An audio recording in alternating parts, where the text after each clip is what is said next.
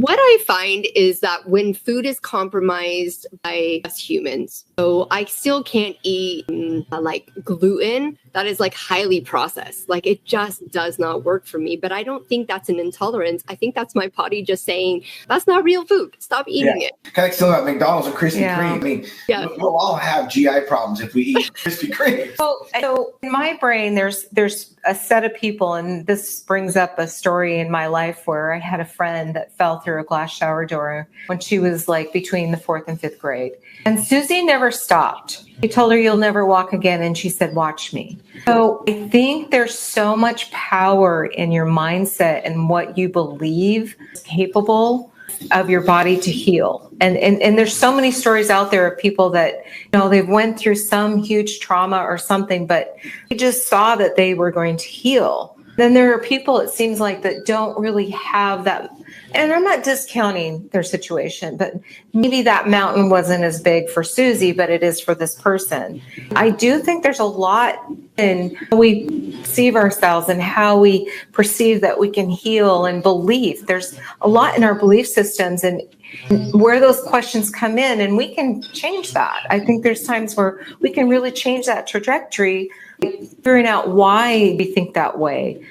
Why is that happening? And you mentioned on some, it may not have been trauma, but it was something that was triggering you. Yeah, absolutely. We're just looping, right? We come into this world, we're, open to programming. We're in that theta state for many, many years. So your environment, who you're around, what they're into, what's going on, just program. You keep going.